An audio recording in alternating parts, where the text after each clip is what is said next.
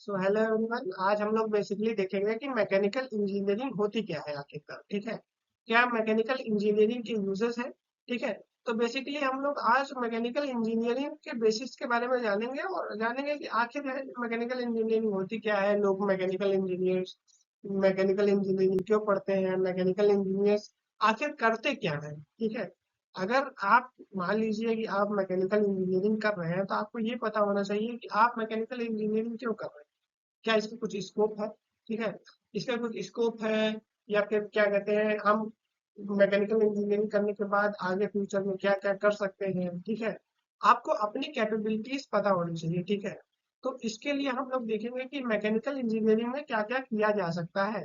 ठीक है, तो मैकेनिकल इंजीनियरिंग बेसिकली क्या होता है ना, मैकेनिकल इंजीनियरिंग में हम लोग बेसिकली साइंस का यूज करेंगे तो सबको पता है। ठीक है, तो इसमें अभी हम लोग क्या करते हैं, जैसे हर फील्ड ऑफ इंजीनियरिंग में क्या होता है, हम लोग साइंस का यूज करते हैं, मैथमेटिक्स का यूज करते हैं, वैसे मैकेनिकल इंजीनियरिंग में भी क्या होता है कि हम लोग फिजिक्स का यूज करते हैं। ठीक है, मैथमेटिक्स का यूज करते हैं और मटेरियल साइंस का यूज करते हैं। ठीक है, अब मैंने क्या कहा, फिजिक्स का यूज करते हैं, मैथमेटिक्स का यूज करते हैं और मटेरियल साइंस का यूज करते हैं। ठीक है, और इन तीनों का यूज करके, इन तीनों के कॉन्सेप्ट्स का यूज करके हम लोग कुछ नया इनोवेट करते हैं। ठीक है, यही है मैकेनिकल इंजीनियरिंग। ठीक है, मैकेनिकल इंजीनियर्स क्या करते हैं कि वो कोई भी मतलब कि प्रॉब्लम लेते हैं। ठीक है, जैसे कोई भी प्रॉब्लम है, उस चीज का एक मतलब कि सॉल्यूशन निकालते हैं। ठीक है, इंजीनियर्स मतलब प्रॉब्लम सॉल्वर्स। ठीक है, वो हर चीज को, कोई भी मशीन है उसको हम लोग कैसे क्या कहते हैं, उस मशीन को कैसे इवॉल्व कर सकते हैं कि वो क्या कहते हैं इकोनॉमिकली फिजिबल हो। ठीक है, कम इसमें लागत लगे और वो ज्यादा से ज्यादा आउटपुट दे सके। ठीक है, यही इंजीनियर्स का काम होता है।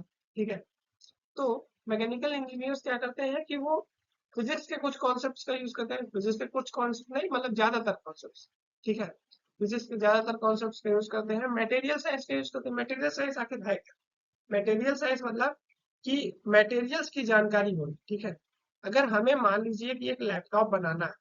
ठीक है, तो लैपटॉप बनाने के लिए हमें मटेरियल्स की जानकारी होना बहुत जरूरी है। ठीक है, अगर हम लोग एक लैपटॉप बनाने के लिए गलत मटेरियल का यूज करेंगे तो जो लैपटॉप होगा वो अपने मैक्सिमम आउटपुट नहीं दे सकता। मान लीजिए कि हमें एक लैपटॉप बनाना है तो उसमें हम लोग क्या कहते हैं, कास्ट आयरन का यूज नहीं कर सकते उसकी बॉडी बनाने के लिए। अगर हम लोग कास्ट आयरन का यूज करेंगे, कास्ट आयरन मतलब एक तरह का आयरन होता है जो कि बहुत ही ज्यादा भारी होता है। ठीक है, मतलब आयरन तो भारी होता है बट वो भारी होता है और ब्रिटल होता है। ठीक है, तो अगर हम लोग कास्ट आयरन का यूज करेंगे तो क्या होगा कि लैपटॉप अगर कभी भी मान लीजिए किसी भी हाइट से गिर जाता है तो ज्यादातर केसेस में वो टूट जाएगा, क्योंकि कास्ट आयरन एक ब्रिटल मटेरियल होता है जो कि आसानी से टूट जाता है। तो हमें ये पता था कि हमें किस तरह का मटेरियल यूज करना था लैपटॉप में कि वो ना टूटे ऊपर से गिरने से। ठीक है, तो ये चीज की जानकारी होगी तभी तो हम लोग इसके बारे में इसको यूज कर सकते हैं।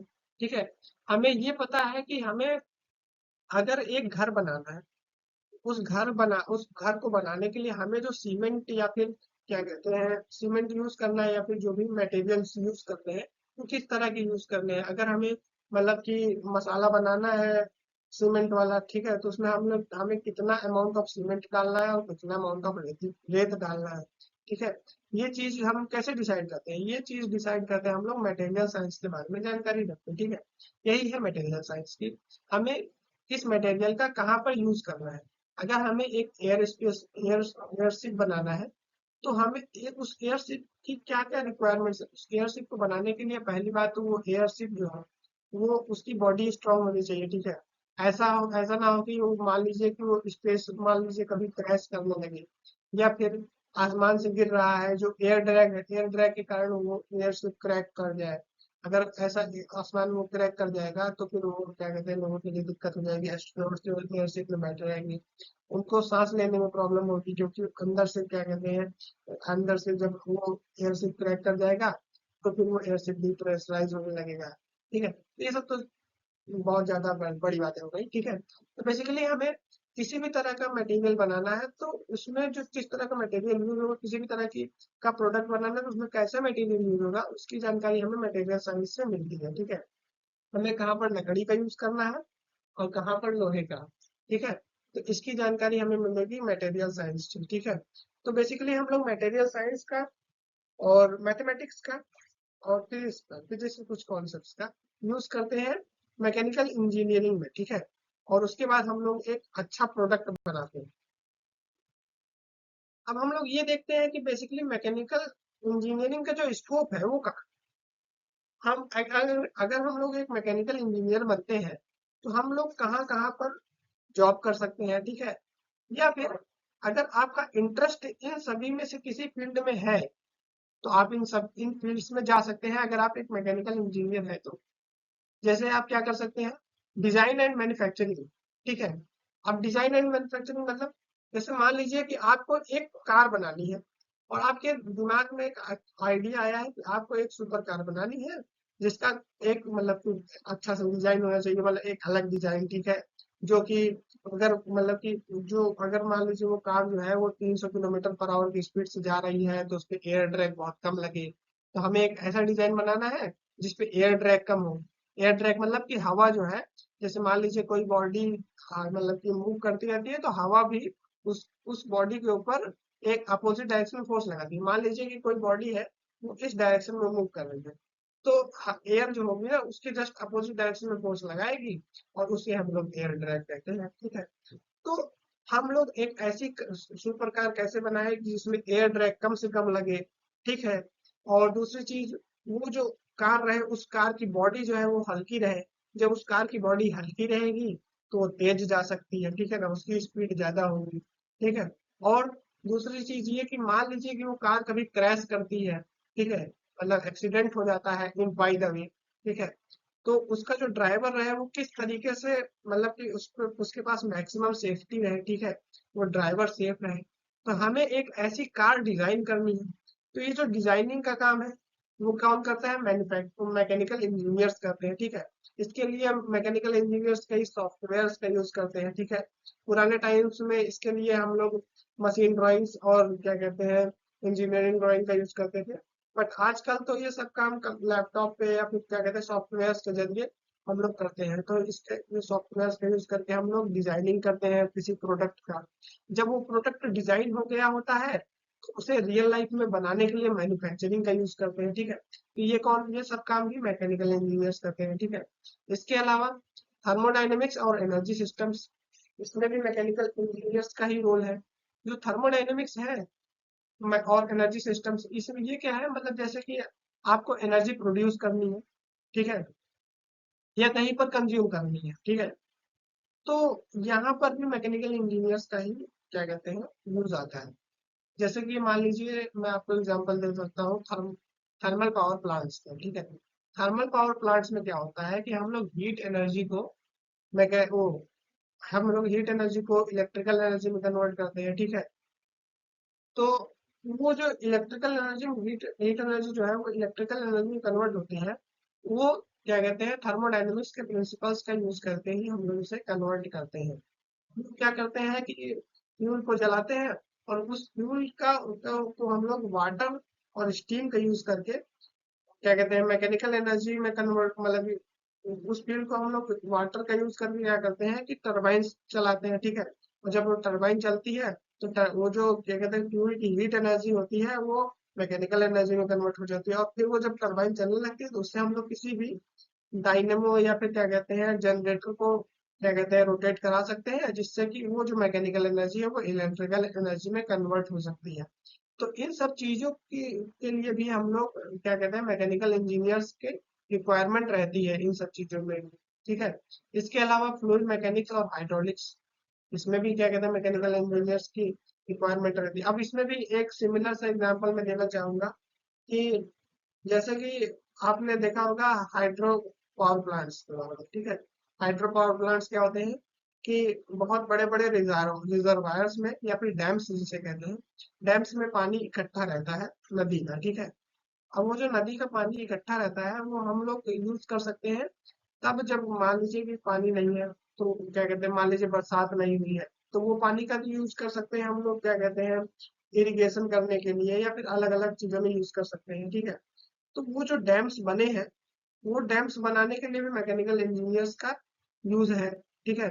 वो डैम्स सिविल इंजीनियर्स भी इसमें क्या कहते हैं काम करते हैं, बट जो उस डैम की डिजाइनिंग है, ठीक है, या फिर वो डैम्स से हम लोग हाइड्रो पावर प्लांट्स जो बनाते हैं उसमें क्या कहते हैं मैकेनिकल इंजीनियर्स का यूज है।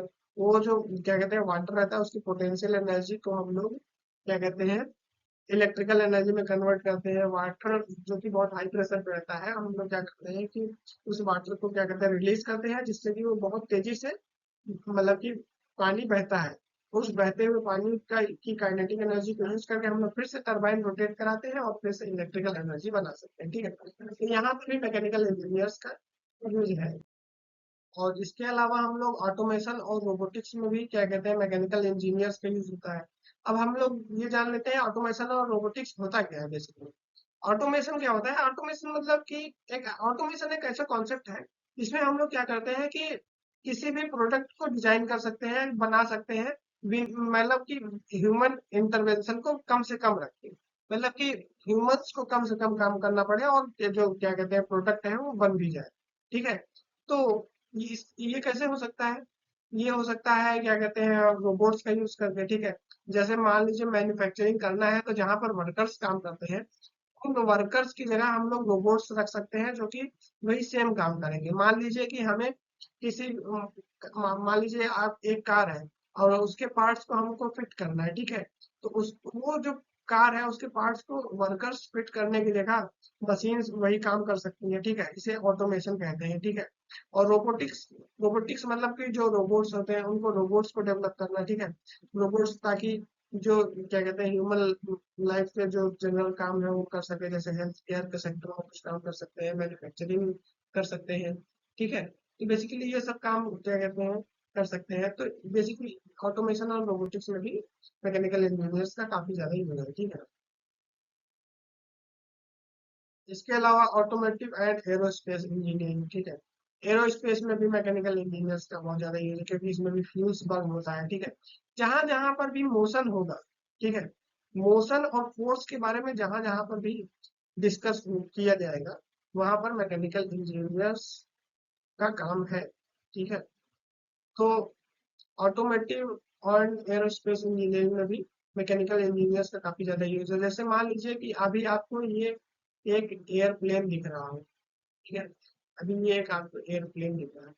अब ये जो एयरप्लेन है इसको थर्मोडाइनमिकली मैकेनिकल इंजीनियर्स को एरोडाइन सॉरी एरोडाइनमिक इस क्या कहते हैं मतलब एरोप्लेन को मैकेनिकल इंजीनियर्स ने एरोडायनेमिकली डिजाइन किया है। ठीक है, मतलब इसको इस तरीके से डिजाइन किया गया है कि इस पे एयर ड्रैग जो है वो कम से कम लगे। ठीक है, इसके अलावा इसका अगर आप इसको ध्यान से देखें तो इसका कलर जो है ज्यादातर एयरप्लेन्स का जो कलर होता है वो व्हाइट कलर का होता है। ऐसा किस लिए? अब मान लीजिए कि इस पे सन रेज पड़ेंगी तो ये जो व्हाइट कलर होता है ना ये मैक्सिमम लाइट को रिफ्लेक्ट कर देता है। ठीक है, मैक्सिमम रेडिएशन को रिफ्लेक्ट कर देता है जिससे कि रेडिएशन जो होता है वो कम से कम एब्जॉर्ब होता है। कम रेडिएशन एब्जॉर्ब होगा तो जो एयरप्लेन है उसका वो हीट भी कम। दैट्स वाई ये एयरप्लेन का कलर जो है व्हाइट रखा जाता है। ठीक है, इसके अलावा जो इसके विंग्स का डिजाइन है, विंग्स का डिजाइन ऐसा रखा जाता है कि मैक्सिमम लिफ्ट दिया जा सके। ठीक है, और ड्रैग कम से कम दिया जा सके। तो ये सारे जो डिजाइनिंग किया गया है। ठीक है, और ये जो एयरप्लेन है इसके ऊपर सीट मेटल्स का यूज करते हैं। ठीक है, ये जो सीट मेटल्स है ये भी क्या कहते हैं मैकेनिकल इंजीनियर्स बनाते हैं। ठीक है, तो इन सब चीजों में क्या कहते हैं मैकेनिकल इंजीनियर्स का यूज है। और इसके अलावा मटेरियल साइंस एंड मेटलर्जी, इसमें भी मैकेनिकल इंजीनियर्स का काफी ज्यादा यूज है। मटेरियल साइंस मतलब कि किसी भी मटेरियल की प्रॉपर्टीज डिसाइड करने के लिए किस प्रॉपर्टी का मटेरियल हमें कहाँ पर यूज करना है। ठीक है, जैसे हमें मान लीजिए कि इंजन बनाना है कोई, तो इंजन बनाने के लिए हमें गियर्स का यूज करना पड़ेगा, साफ्ट का यूज करना पड़ेगा। अब ये गियर और साफ्ट क्या है? गियर तो आप जानते होंगे ना कि मान लीजिए कि पावर ट्रांसमिशन करना है तो हमें गियर्स और शाफ्ट का यूज करना पड़ता है। आगे मैं आपको बता दूंगा गियर्स एंड शाफ्ट क्या होता है। बेसिकली ये जो होते हैं गियर्स एंड शाफ्ट ये किसी भी मतलब कि इंजन में, जैसे मान लीजिए इंटरनल कंबशन इंजन हो गया फिर कोई स्टीम इंजन हो गया, तो अब इसमें जो क्या कहते हैं केमिकल्स की एनर्जी जैसे पेट्रोल की एनर्जी हो गई या फिर क्या कहते हैं जो कोयले की एनर्जी होगी, ये एनर्जी को कैसे ये लोग मैकेनिकल वर्क में कन्वर्ट करते हैं। ठीक है, तो ये क्या कहते हैं, इंजन्स करते हैं ये काम। अब ये काम करने के लिए उन्हें थर्मल एनर्जी को मैकेनिकल वर्क में कन्वर्ट करना रहता है। तो इसमें क्या होता है कि उनके ऊपर बहुत ज्यादा प्रेशर पड़ता है, इंजन के ऊपर, इंजन के पार्ट्स के ऊपर, ठीक है। तो हमें इंजन के पार्ट्स इस तरह के मटेरियल से बनाना पड़ेगा जो कि बहुत ज्यादा स्ट्रांग हो, ठीक है, और टफ, जिनको मतलब कि आसानी से बेंड ना किया जा सके, ठीक है। तो इस तरह के मटेरियल्स को ढूंढना, ठीक है, या फिर कुछ ऐसे मटेरियल्स ढूंढना जो कि बहुत ज्यादा हल्के हो और स्ट्रांग हो, जिनकी जो बहुत ज्यादा ड्यूरेबल हो। जैसे मान लीजिए कि आपको एक फोन फोन बनाना है, या फिर क्या कहते हैं स्मार्टफोन बनाना है, तो उसके लिए क्या होगा, उसकी बॉडी को अगर आपको बनाना है, तो उसके लिए आपको क्या करना पड़ेगा कि इस मतलब जैसे मान लीजिए ये एक स्मार्टफोन है, तो इसको बनाने के लिए क्या करना पड़ेगा कि ये इसके ये पहली बात तो ये हल्का होना चाहिए। नहीं तो मान लीजिए कि कोई भी यूजर जो है, जो इस स्मार्टफोन का यूज करेगा, अगर ये हल्का नहीं रहेगा तो क्या होगा कि उसको भारी फील होगा हाथ में, ठीक है। तो ये थोड़ा लाइट वेट होना चाहिए। इसके अलावा इस पे जो जिस भी मटेरियल का यूज किया गया है इस फोन के ऊपर, वो मटेरियल जो है वो थोड़ा ड्यूरेबल होना चाहिए। मान लीजिए कि वो किसी के हाथ से, मान लीजिए कि स्मार्टफोन गिर जाता है, ठीक है, किसी यूजर के हाथ से स्मार्टफोन गिर जाता है किसी इंसान के हाथ से, तो क्या होना चाहिए कि वो एक बार गिरने से टूटना नहीं चाहिए, ठीक है। तो ये जो अलग अलग मटेरियल्स की जो प्रॉपर्टीज हैं, इसके बारे में स्टडी करना और कौन सा मटेरियल कहाँ यूज करना है, ये हम लोग मटेरियल साइंस एंड मेटलर्जी में पढ़ते हैं। और यहाँ पर भी मैकेनिकल इंजीनियर्स का यूज है। अब मैकेनिकल इंजीनियर्स को कैरियर अपॉर्चुनिटीज कहाँ मिल सकती है, तो वो क्या कहते हैं, ऑटोमोबाइल इंडस्ट्री में मिल सकती है, एरोस्पेस इंडस्ट्री में मिल सकती है, पावर प्लांट्स में मिल सकती है, इंडस्ट्री में मिल सकती है। ये बेसिक सी चीजें हैं। ये आपके सिलेबस से बहुत ज्यादा इंपॉर्टेंट तो नहीं है, बट मैंने सोचा कि थोड़ा आपको इंट्रोडक्शन दे दिया जाए कि बेसिकली मैकेनिकल इंजीनियरिंग होती क्या है। अब जो एक इंजीनियर के अंदर जो जो स्किल्स होनी चाहिए वो क्या है, प्रॉब्लम सॉल्विंग स्किल होनी चाहिए, ठीक है। जैसे कि मान लीजिए कि आपको क्या कहते हैं, एक ऐसा मैं आपको एग्जाम्पल देता हूँ। जैसे आपको एक ऐसा जेट बनाना है, जेट प्लेन बनाना है, फाइटर जेट बनाना है, जो कि किसी एनिमी की टेरिटरी में जाए और वहां के जो रेडार सिस्टम है उसको पकड़ भी ना पाए, मतलब कि किसी एनिमी की टेरिटरी में जाए और मान लीजिए वो जो एनिमी है, मतलब मान लीजिए कि एक देश है, मान लीजिए जापान है। जापान चाहता है कि वो कनाडा के ऊपर हमला करे, ठीक है। तो उसे क्या करना पड़ेगा, मान लीजिए वो एयर स्ट्राइक करना चाहता है, तो क्या करेगा, कुछ जेट प्लेन्स का यूज करके कनाडा के ऊपर हमला करेगा। लेकिन कनाडा के भी उसके पास भी रडार सिस्टम होगा, तो उसे मतलब कि पता चल जाएगा। तो हमें क्या करना है, एज ए इंजीनियर हम क्या कर सकते हैं कि हम एक ऐसा विमान बना सकते हैं जो कि रडार के पकड़ में ही है। मतलब वो कनाडा के ऊपर से उड़े, लेकिन वो कनाडा का जो रडार है वो उसे पकड़ ना, ठीक है। तो ये एक प्रॉब्लम है कि क्या कहते हैं, हमें एक ऐसा एयरप्लेन बनाना है जो कि कनाडा के ऊपर से उड़े और वो क्या कहते हैं, कनाडा उन एयरप्लेन्स को पकड़ ही ना पाए। तो ऐसे एयरप्लेन्स बनाना जो कि क्या कहते हैं, पकड़ में ना आए, ये एक प्रॉब्लम थी, इसको सॉल्व किया जा सकता है। और इसे सॉल्व कौन करेगा, इंजीनियर से सॉल्व करेंगे, ठीक है ना। और इसका सॉल्यूशन था स्टेल्थ एयरप्लेन, ठीक है, स्टेल्थ जेट। स्टेल्थ जेट तो ऐसे जेट होते हैं जो कि रडार की पकड़ में नहीं आते हैं, ठीक है। तो इसे इंजीनियर्स ने बनाया, ठीक है। तो ये सब काम कौन करता है, क्या कहते हैं, इंजीनियर्स करते हैं प्रॉब्लम सॉल्विंग का, ठीक है। इसके अलावा एनालिटिकल स्किल, मतलब किसी भी डेटा को एनालाइज करना, ठीक है। डिजाइन सॉफ्टवेयर, ठीक है। कुछ मतलब कि ऐसे सॉफ्टवेयर होते हैं जिससे कि हम लोग प्रोडक्ट को डिजाइन कर सकते हैं और उसके बाद उसको रियल लाइफ में बना सकते हैं, ठीक है। क्रिएटिविटी एंड इनोवेशन, ठीक है। इनोवेशन मतलब कि कुछ नया बनाने का क्या कहते हैं, कैपेसिटी किसी इंजीनियर के अंदर होनी चाहिए। क्रिएटिविटी मतलब कि कुछ नया क्रिएट करने की कैपेसिटी एक इंजीनियर के अंदर होनी चाहिए। तो ये की स्किल्स जो है वो एक इंजीनियर के अंदर होनी चाहिए, ठीक है।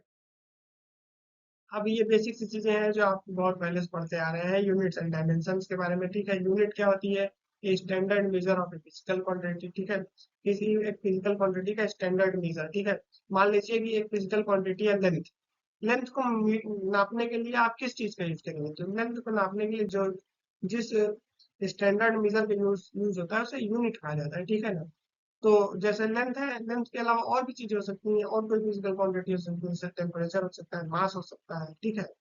और ल्यूमिनस इंटेंसिटी हो सकता है। तो इन सबको नापने के लिए जिसका यूज करते हैं उसे हम लोग यूनिट कहते हैं, ठीक है।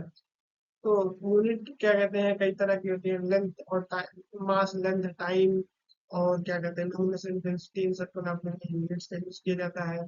जो क्या कहते हैं वाइडली यूज जो सिस्टम है यूनिट का वो है एसआई सिस्टम, ठीक है। इसे हम लोग इंटरनेशनल सिस्टम ऑफ यूनिट्स भी कहते हैं, ठीक। इसके अलावा यहाँ पर क्या कहते हैं 7 बेस यूनिट्स हैं, ठीक है।